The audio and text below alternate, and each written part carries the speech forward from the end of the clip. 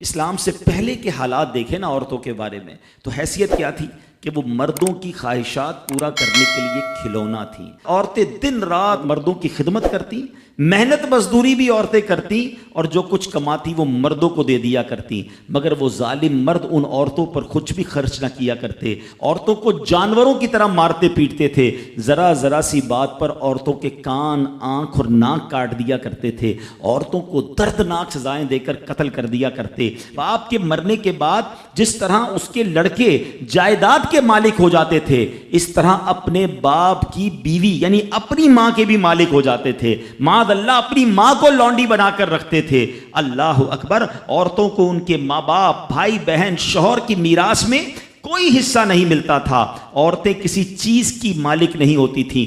عرب کے بعض قبیلوں میں تو یہ ظالمانہ دستور تھا کہ بیوہ ہو جانے کے بعد عورتوں کو گھر سے باہر نکال کر ایک چھوٹے سے تنگ اور تاریک جھونپڑے میں 1 سال کے لیے قید رکھا جاتا، کھانے پینے اور تمام ضرورتیں وہ اسی جھونپڑے میں پوری کیا کرتی تھیں۔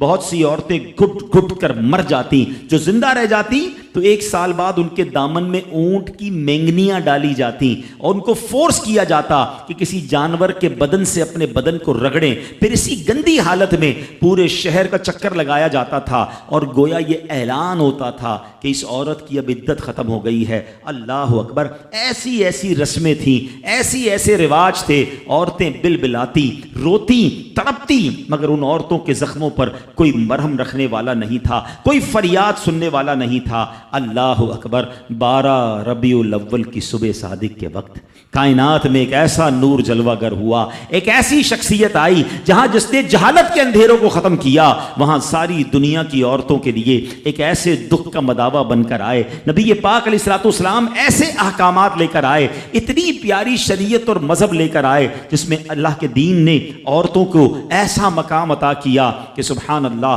عورتوں کی قسمت کا ستارہ چمک اٹھا۔ اسلام کی بدولت ظالم مردوں کے ظلم و ستم سے کچلی اور روندی ہوئی عورتوں کا درجہ اس قدر بلند ہوا کہ عورت معاملات زندگی اور موت کے ہر مرحلے پر عورت کو باوقار مقام حاصل ہوا۔ مردوں کی طرح عورتوں کے بھی حقوق جو ہے وہ بیان کیے گئے، عورتوں کی حفاظت کے لیے احکام خداوندی نازل ہوئے، عورتوں کو مالکانہ حقوق مل گئے، عورتیں اپنے مہر کی رقموں، اپنی تجارتوں، اپنی جائیدادوں کی مالک بنا دی گئیں، اپنے ماں باپ، بھائی بہن، اولاد اور شوہر کی میراثوں کی وارث قرار دی گئیں۔ الغرض وہ عورتیں جو مردوں کی جوتیوں سے بھی زیادہ ذلیل و خوار تھیں، انتہائی مجبور و لاچار تھیں، وہ مردوں کے دلوں کا سکون اور ان کی گھروں کی ملکہ بن گئیں۔ چنانچہ قرآن مجید صاف لفظوں میں خواتین کے، عورتوں کے حقوق بیان کرتے ہوئے ارشاد فرماتا ہے، بسم اللہ الرحمن الرحیم، خلق لکم من انفسکم ازواجا لتسکنوا الیہا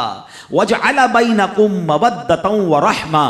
قرآن کہتا ہے، ترجمہ کنز الایمان، تمہارے لیے تمہاری جنس سے جوڑے بنائے کہ ان سے آرام پاؤ اور تمہارے آپس میں محبت اور رحمت رکھی۔ اب کوئی مرد نہ عورتوں کو مار پیٹ سکتا ہے، نہ ان کو گھروں سے نکال سکتا ہے، اور نہ کوئی ان کے مال و اسباب یا جائیدادوں کو چھین سکتا ہے، بلکہ ہر مرد پر مذہبی طور پر عورتوں کے حقوق ادا کرنے لازم ہیں۔ اللہ اکبر، گویا اسلام نے ظلم کا دروازہ بند کر دیا، کبھی ماں کے روپ میں، کبھی بیٹی کے روپ میں، کبھی بہن کے روپ میں، تو کبھی زوجہ کے روپ میں۔ اللہ اکبر، عورت کو ایک ایسا مرتبہ عطا فرما دیا کہ عورت کسی بھی روپ میں ہو، جب بھی اس کے جناب حقوق تلف کیے جائیں گے، نا انصافی کی جائے گی، اسلام وہاں پر اپنا کردار ادا کرتا ہے، اسلامی قوانین سامنے آتے ہیں، عورتوں کے حقوق بیان کیے جاتے ہیں۔ انسان کو اللہ تبارک و تعالی نے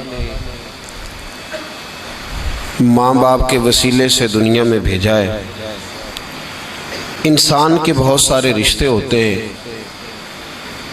اس کا رشتہ اس کے بھائی کے ساتھ، اس کی بہن کے ساتھ، ماں باپ کے ساتھ، بیٹے اور بیٹی کے ساتھ، بیوی کے ساتھ اور بیوی کا اپنے شوہر کے ساتھ۔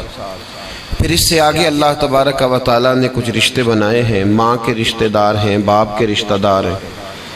ان سب رشتوں کو قاری صاحب کو اوپر بٹھائیں، قاری شفیق صاحب کو جگہ دیں، قاری صاحب نیچے بیٹھے ہوں، کہتے ہیں اوپر تشریف نہیں جی نہیں، آپ کی مہربانی، اللہ تعالیٰ آپ کو جزا دے۔ تو میرے بھائی، اللہ تبارک و تعالیٰ نے رشتوں کو اہمیت دی اور بہت سارے رشتے رب تبارک و تعالیٰ نے بنائے۔ ہمارے ہاں یہ ہوتا ہے کہ رشتوں کو ان کا اصل مقام نہیں ملتا۔ کچھ رشتے ایسے ہوتے ہیں جو نبھائے نہیں جاتے، کمزوری دکھائی جاتی ہے، بالخصوص جن لوگوں پر ضروری ہوتا ہے ان رشتوں کا نبھانا، وہ ان رشتوں میں سستی کرتے ہیں، کمزوری دکھاتے ہیں۔ اس میں کوئی شک نہیں کہ میاں بیوی کا رشتہ بڑا مستحکم رشتہ ہے۔ قرآن مجید نے کہا ہن لباس لکم وانتم لباس لہن، تم ان کے لباس ہو، وہ تمہارا لباس ہے۔ مرد عورت کا لباس ہے، عورت مرد کا لباس ہے۔ اس میں کوئی شک نہیں کہ یہ بڑا مضبوط رشتہ ہے۔ اس رشتے کی بڑی خصوصیات ہے۔ نبی پاک صلی اللہ تعالیٰ علیہ وآلہ وسلم نے اس کی بڑی عظمت بیان کی، لیکن اس پہلو پر ضرور غور کیا جائے، اس پر ضرور توجہ کی جائے کہ نبی پاک صلی اللہ علیہ وسلم نے ہر رشتے کو اس کے اصل مقام پر رکھا ہے۔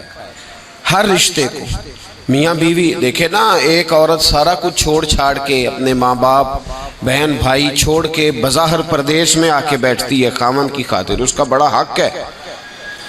اور نبی پاک علیہ السلام نے فرمایا تم میں سے بہتر وہ ہے جو اپنے گھر والوں کے لیے بہتر ہے۔ خیرکم خیرکم لأہلہ وانا خیرکم لأہلی، فرمایا تم میں سے بہتر وہ ہے جو اپنے گھر والوں کے لیے بہتر ہے، اور میں تم سب سے بڑھ کر اپنے گھر والوں کے لیے بہتر ہوں۔ اس میں شک نہیں، اس عورت کے حقوق ہیں۔ نبی پاک علیہ السلام نے اس کی وضاحت فرمائی، لیکن حضور نے رشتوں کا تعین کر کے بتایا۔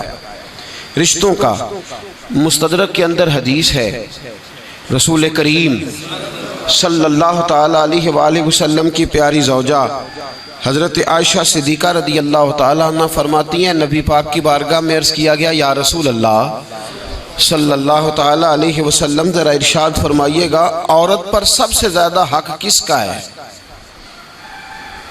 حضور ذرا بتلائیے گا عورت پر سب سے زیادہ حق کس کا ہے؟ تو یہ کسی مفتی کا قول نہیں، یہ کسی دانشور کی رائے نہیں، یہ اس محبوب کا قول ہے جنہیں اللہ تبارک و تعالیٰ نے دنیا میں راحت اور آرام دینے کے لیے مبعوث فرمایا ہے۔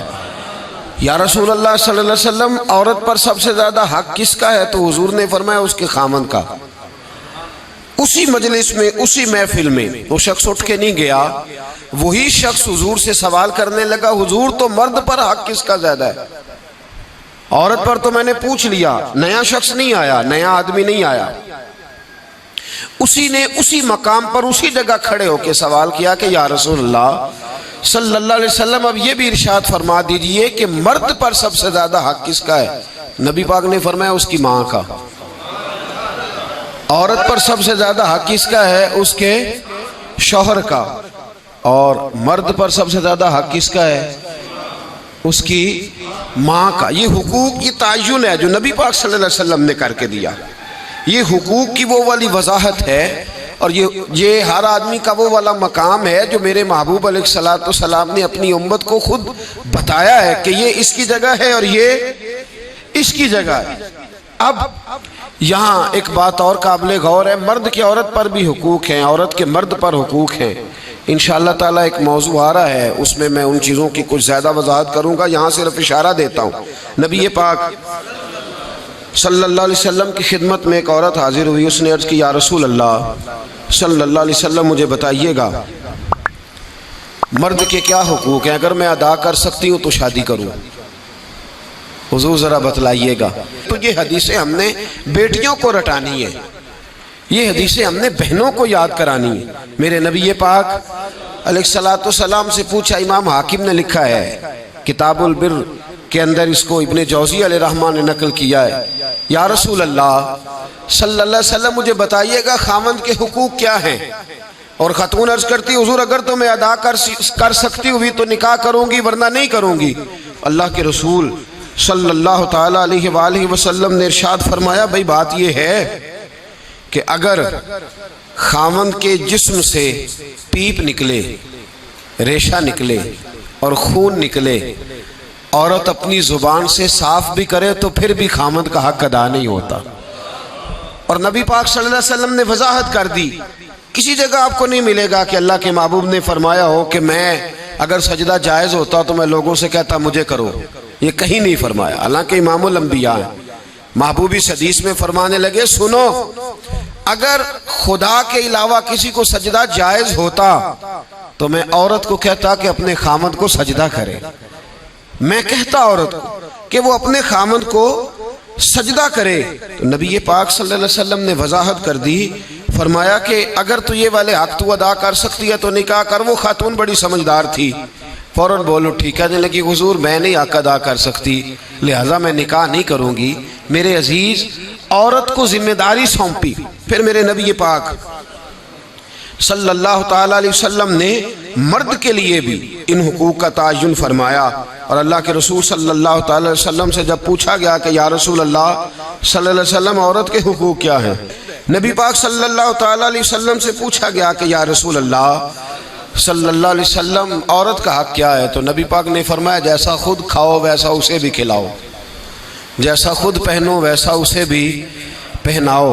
اور حضور علیہ الصلوۃ والسلام نے فرمایا کبھی بھی عورت کے چہرے پر نہ مارنا، کبھی بھی اس کے ساتھ بغض نہ رکھنا، اسے کبھی بھی تکلیف نہ دینا، اور اسے اگر چھوڑنا ہوا تو اپنے گھر کے اندر چھوڑنا، یعنی اگر کچھ لمحے کے لیے ناراض ہونا ہوا تو اپنی ہی چھت کے نیچے، نکالنا نہ، بھیجنا نہ۔ رسوائی ہوتی ہے جب وہ میکے جاتی ہے تو لوگ باتیں کرتے، اگر چھوڑنا ہوا تو اپنے ہی گھر میں چھوڑ لینا، کچھ لمحوں کو ناراض ہو لینا، کچھ ایسی بات کر لینا، لیکن جب اسے نکال دیتے ہو تو مسائل بن، جیسا خود کھاؤ ویسا اسے بھی، جی جیسا خود کھاؤ ویسا اسے بھی۔ تو نبی کریم سید عالم صلی اللہ تعالیٰ علیہ وآلہ وسلم نے اس بات کی وضاحت کر